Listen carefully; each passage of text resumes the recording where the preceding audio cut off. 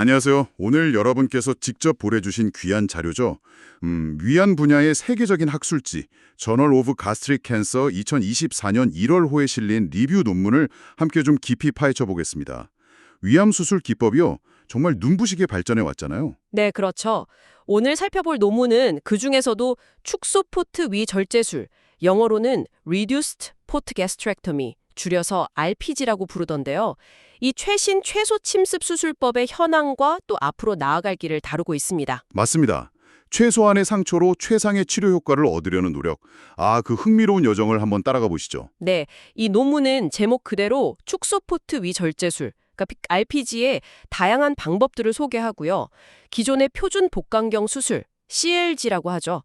Conventional Laparoscopic Gastrectomy, 이것과 비교한 여러 연구 결과들을 종합적으로 분석하고 있습니다. 비교 분석이군요. 네, 그 수술 포트, 그러니까 배에 뚫는 구멍수를 줄이는 게 기술적으로는 좀 더 어려운데요. 과연 이게 미용 효과나 회복 속도 면에서 이득이 있는지, 그리고 가장 중요한 거겠죠. 암 치료 효과, 종양학적 안전성은 괜찮은 건지, 뭐 이런 것들을 꼼꼼히 따져보고 있습니다. 네, 그럼 우선 RPG가 정확히 어떤 방식들을 말하는 건지 그거부터 좀 알아야 할 것 같은데요. 논문에 보니까 그림 1, 피겨 1이 있던데 이게 좀 도움이 될까요? 네, 맞아요. 그림 1 보시면 한눈에 딱 들어오는데요. 기존 복강경 위절제술, CLG는 보통 포트를 한 5개 정도 사용하거든요. 5개나요? 꽤 많네요. 네, 그런데 RPG는 이것보다 적은 수의 포트를 쓰는 걸 통칭해요. 대표적으로 배꼽 같은데 한 곳만 절개하는 단일 절개 복강경 위절제술, SILG라고 하고요. 네, SILG. 여기에 뭐 얇은 보조 기구를 추가하거나 아니면 트로카라고 부르는 수술 기구 통로를 하나 더 추가해서 총 2개 포트만 쓰는 2PLG. 2PLG. 네, 그리고 총 3개 포트만 쓰는 3PLG. 이런 것들이 다 RPG에 해당합니다. 아하. 핵심은 결국 포트 수를 줄여서 흉터를 좀 최소화하려는 시도인 거죠. 포트 수가 줄면 당연히 흉터는 작아지겠네요. 근데 구멍 하나 아니면 2~3개로 그 복잡한 위절제술을 한다는 게 훨씬 어렵지 않나요? 그 수술하시는 분들 입장에선 정말 대단한 도전일 것 같은데요. 정확히 보셨습니다. 그게 사실 가장 큰 어려움인데요. 좁은 절개 부위로 여러 수술 기구가 들어가니까 서로 막 부딪히기 쉽고요. 이걸 인스트루먼트 콜리전이라고 하죠. 기구 충돌이요. 네. 그리고 뭐 수술 시야를 확보하거나 조직을 잡고 다루는데도 제약이 따르고요. 논문에서도 언급하는데 보통 한 30내 정도의 수술 경험, 그러니까 학습 곡선이 필요하다 이런 보고를 인용하고 있습니다. 30분 정도는 해봐야 익숙해지는군요. 그렇죠. 근데 이제 숙련된 외과 의사들은 이런 어려움을 극복하고 있고요. 또 필요하면 보조 기구를 쓰거나 아예 추가 포트를 좀 활용하는 식으로 유연하게 대처하기도 합니다. 기술적인 어려움이 있긴 하지만 극복은 가능하다. 그럼 이제 가장 중요한 거요. 안전성하고 효과. 기존 수술법 CLG랑 비교해서 정말 괜찮은 건지 그게 궁금한데요. 논문의 표 1부터 4까지 관련 연구 결과들이 쫙 정리되어 있더라고요. 네, 맞습니다. 이 부분이 이 논문의 진짜 핵심이죠. 그렇죠. 어떤 점을 좀 눈여겨봐야 할까요? 이 표들은 크게 보면 수술 종류, 그러니까 위 아래쪽을 자르는 거냐, 위 전체를 자르는 거냐, 그리고 연구 방식, 과거 데이터를 본 거냐, 아니면 계획된 비교 연구냐, 이렇게 나뉘어서 결과를 보여주는데요. 먼저 표 1하고 2를 보시면요. 이건 위의 아래쪽, 즉 원위부 위 절제술에 대한 후향적 연구 결과들이에요. 과거 기록 분석이군요. 네, 과거 수술 기록들을 분석한 거죠. 여기서 보면 단일 절개 방식 SILG조 표 1, 그리고 2개나 3개 포트 방식 표 2, 이게 다 기존 복강경 수술 CLG하고 비교했을 때요. 수술 시간이나 출혈량, 입원 기간 같은 지표들에서 비슷하거나 어떨 땐 오히려 약간 더 나은 결과도 보고가 됐어요. 오, 그래요? 네, 그리고 합병증 발생률이라든지 암 재발과 관련된 림프절 절제 개수 같은 종양학적 결과에서도 뭐 큰 차이는 없었다 이렇게 나왔고요. 과거 기록상으로는 일단 괜찮아 보이네요. 그럼 이제 좀 더 신뢰도가 높다고 하는 미리 계획해서 비교하는 연구 있잖아요. 그건 어떤가요? 예리하신데요. 그게 바로 표 3에 나오는 전향적 무작위 비교 연구 RCT 결과입니다. 네, RCT. 환자들을 무작위로 딱 나눠서 RPG랑 CLG를 비교한 거니까 아무래도 더 높은 수준의 증거라고 할 수 있죠.